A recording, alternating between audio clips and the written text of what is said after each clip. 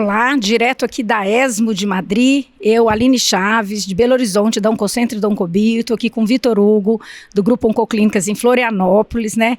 E vamos passar para vocês o que a gente viu de mais interessante até agora no que diz respeito aos tumores do trato gastrointestinal. Então eu vou começar perguntando aqui para o Vitor o que ele viu de mais interessante, o que ele pode compartilhar com a gente no que diz respeito aos tumores do trato digestivo alto. Vitor, o que você acha de mais interessante do que a gente viu nesses dias aí? Muito bem, Aline. A gente teve vários abstracts muito interessantes, né? Mas por conta do tempo eu selecionei 4 que eu acho que são os principais e alguns deles, inclusive, que mudam a nossa conduta, né?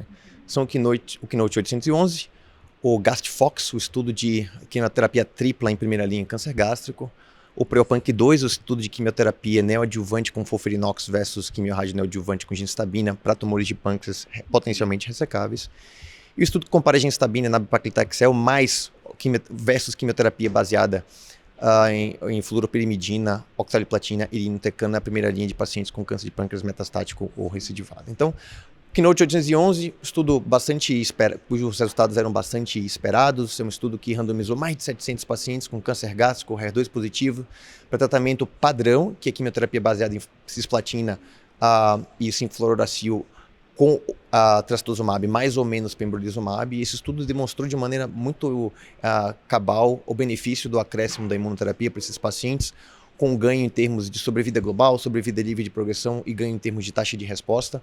É importante notar que esse benefício ele foi restrito apenas à população de pacientes com tumores com PDL1 maior ou igual a 1, ou seja, a gente não tem indicação de utilizar a imunoterapia nesse cenário para paciente com o CPS menor do que 1, inclusive há dados da bula europeia descrevendo que esses pacientes podem ter detrimento em termos de sobrevida.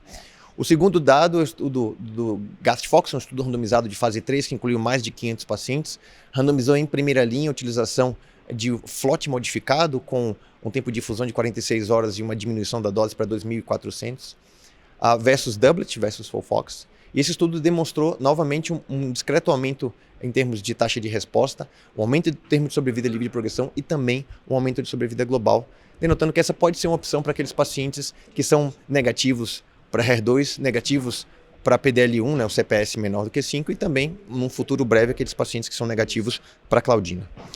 Terceiro estudo, Preopanc 2, um estudo randomizado, quase 400 pacientes randomizados, um braço FOLFIRINOX 8 ciclos neoadjuvante, o outro braço quimiorradioterapia baseada em gemcitabina neoadjuvante. Estudo, infelizmente, não conseguiu demonstrar que o FOLFIRINOX é superior. Eles têm uma série de críticas que a gente vai poder debater mais para frente no nosso pós-ESMO. Mas o fato é que a gente não conseguiu identificar nesse estudo um benefício em termos de sobrevida global para os pacientes que fizeram FOLFIRINOX neoadjuvante no cenário de doença ressecável ou potencialmente ressecável. Eterna discussão, né, Vitor?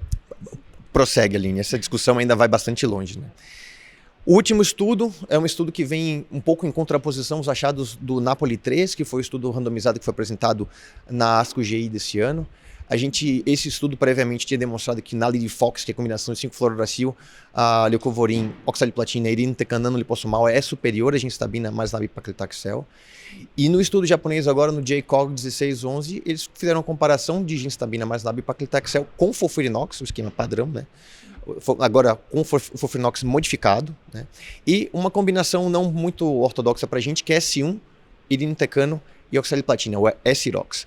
O que eles viram nesse estudo é que, numericamente, houve um benefício para a utilização de gemcitabina mais nab-paclitaxel, que é algo que a gente, em tese, não esperaria, baseado nos resultados do Napoli 3, né? Taxas de resposta semelhantes, e a sobrevida livre de progressão também foi algo que chamou atenção, porque a sobrevida livre de progressão foi semelhante entre os braços. E a gente viu um benefício em termos de sobrevida global, sem um benefício em termos de taxa de resposta e em termos de sobrevida livre de progressão, né? Fica a dúvida se isso é uma coisa que se restringe apenas à população asiática, porque esse estudo é apenas asiático, e parece que sim, a gente tem dados de meta-análise de estudos retrospectivos prévios que mostram que o benefício parece ser restrito a pacientes asiáticos. Eu acho que esses são os estudos mais importantes, esses são os meus insights mais importantes.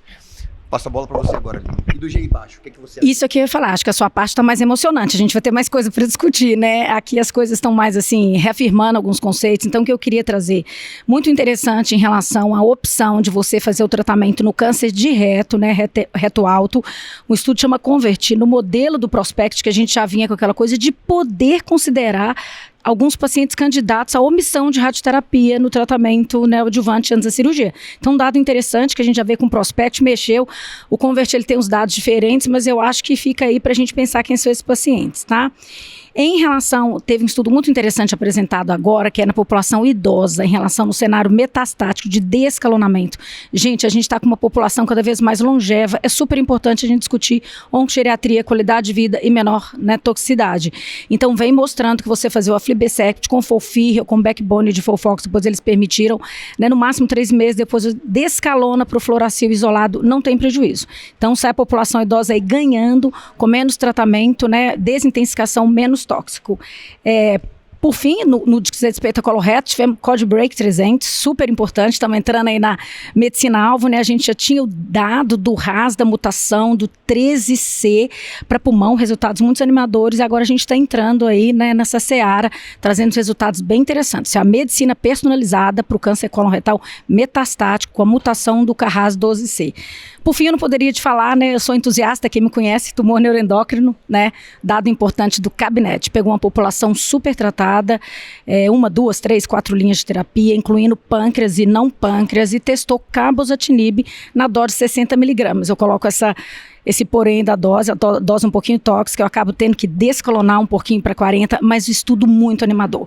Foi o primeiro estudo, assim, bem controlado, foi versus placebo, em que a gente mostrou que viu um ganho substancial em termos de sobrevida livre de progressão, prometendo impacto aí na sobrevida global. Então, eu acho que essa é a única mudança de prática que a gente pode torcer, Ainda não é bula no Brasil, a gente não tem isso em bula, mas já é uma perspectiva cabozantinib para câncer de pâncreas.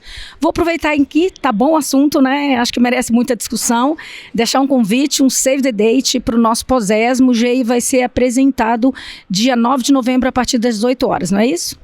Perfeito, Aline. Eu espero todos vocês lá, pessoal. Um abraço. Até breve, obrigado pela atenção.